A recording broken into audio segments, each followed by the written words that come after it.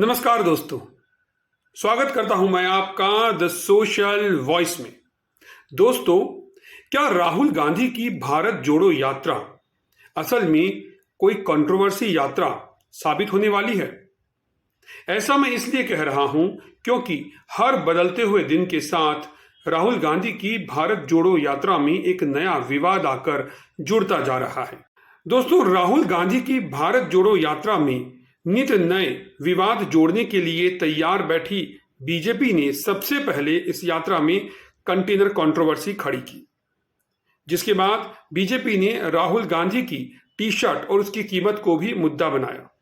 इसके बाद इससे एक कदम आगे जाते हुए बीजेपी की आईटी सेल के वीरों ने राहुल गांधी की टी शर्ट और उसके ब्रांड के साथ उसकी कीमत भी ट्वीट कर दी। लेकिन इसके बाद सोशल मीडिया पर जब बीजेपी अपने बनाए हुए जाल में खुद ही घिरने लगी, तो बीजेपी के रणनीतिकारों ने एक नई रणनीति तलाश करने की सोची ही थी कि कांग्रेस के आईटी वीरों ने उन्हें बैठे ठाले ही एक मुद्दा थमा दिया।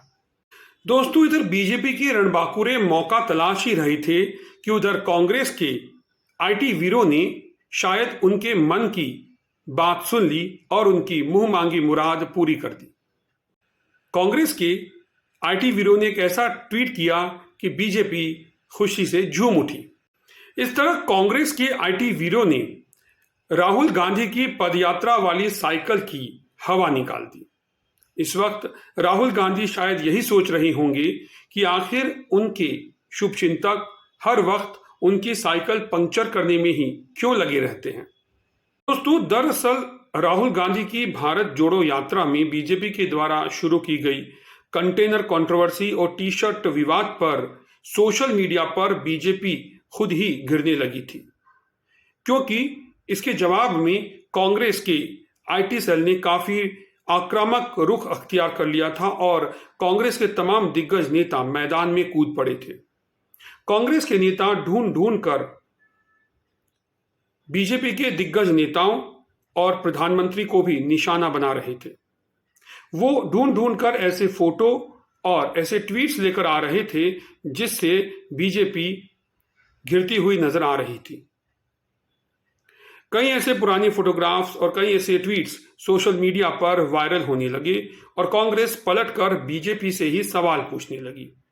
ऐसी स्थिति में बीजेपी के रणनीतिकारों ने यह तय किया कि अब इस रणनीति को बदलना होगा।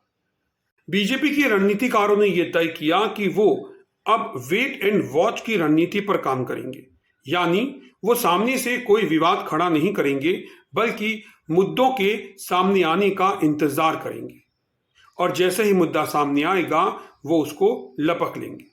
अभी बीजेपी ने अपनी इस रणनीति पर मोहर भी नहीं लगाई थी कि कांग्रेस के आईटी वीरों ने बीजेपी को बैठे ठाले ही मुद्दा थमा दिया और बीजेपी के रणबांकुरे इस मुद्दे को हाथ में लेकर मैदान में उतर पड़े।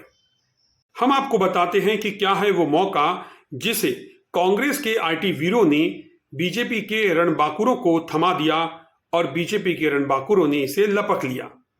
तो दोस्तों, वीडियो में आगे बढ़ने से पहले मैं आपसे अनुरोध करूंगा कि आप चैनल को सब्सक्राइब जरूर करें, क्योंकि द सोशल वॉइस असल में आप ही का प्लेटफॉर्म है जिसमें हम आपसे जुड़े मुद्दे उठाते हैं।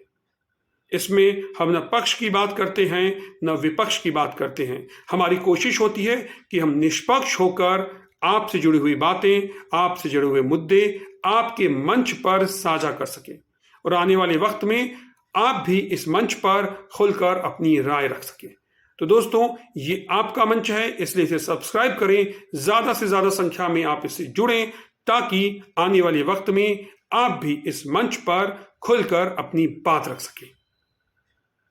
दरअसल राहुल गांधी की भारत जोड़ो यात्रा से अति उत्साह में आए कांग्रेस के आईटी वीरों ने एक ट्वीट कर दिया। ये ट्वीट आपकी स्क्रीन पर सामने है। इस ट्वीट में कांग्रेस के ट्विटर हैंडल से एक तस्वीर जारी की गई है जो आरएसएस के आधिकारिक गणवेश का हिस्सा है। ये है खाकी हाफ पैंट और इससे नीचे से आग लगाई जा रही है और इसके नीचे जो कैप्शन लिखा हुआ है वो लिखा है, 145 दिन शेष हैं।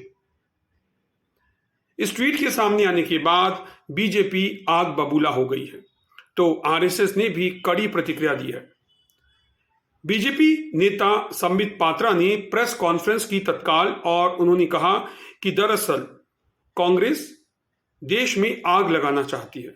उन्होंने कांग्रेस के इस ट्वीट पर कड़ी प्रतिक्रिया देते हुए इस ट्वीट को वापस लेने की मांग की। उन्होंने कहा कि ये कांग्रेस की भारत तोड़ो रणनीति का एक हिस्सा है। तो दोस्तों, जहां एक तरफ बीजेपी ने कांग्रेस का ये ट्वीट सामने आने के बाद इस पर कड़ी प्रतिक्रिया दी और इसे कांग्रेस की आग लगाओ संस्कृति का एक हिस्सा करार दिया, तो वहीं आरएसएस की तरफ से भी इस मुद्दे पर प्रतिक्रिया सामने आई। आरएसएस के नेता मनमोहन वैद्य ने कहा कि ये कांग्रेस की नफरत के जरिए देश को जोड़ने की नीति का हिस्सा है। कांग्रेस ने पहले भी आरएसएस का बहुत तिरस्कार किया है, लेकिन आरएसएस हमेशा मजबूती के साथ आगे बढ़ा है और संघ ऐसे ही आगे बढ़ता रहेगा।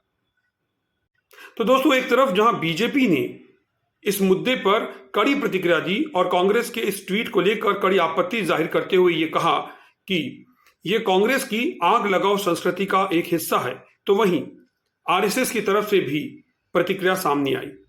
आरएसएस ने कहा कि कांग्रेस ने हमेशा से ही संघ का अपमान किया है, लेकिन संघ हमेशा से आगे बढ़ता रहा है और मजबूती के साथ आगे बढ़ता रहेगा। दोस्तों, कांग्रेस की यह भारत जोड़ो यात्रा दरअसल राहुल गांधी को पुनर्स्थापित करने और कांग्रेस की छवि को सुधारने के एक अवसर के रूप में देखी जा रही है, लेकिन हर बदलते हुए दिन के साथ इस यात्रा के साथ जुड़ते जा रहे नए विवाद इसे मुश्किल में भी डाल सकते हैं, क्योंकि सिर्फ 4 दिनों में 5 विवाद इस यात्रा के साथ जुड़ गए हैं। तो आने वाले समय में और कितने विवाद इस यात्रा के साथ जुड़ेंगे?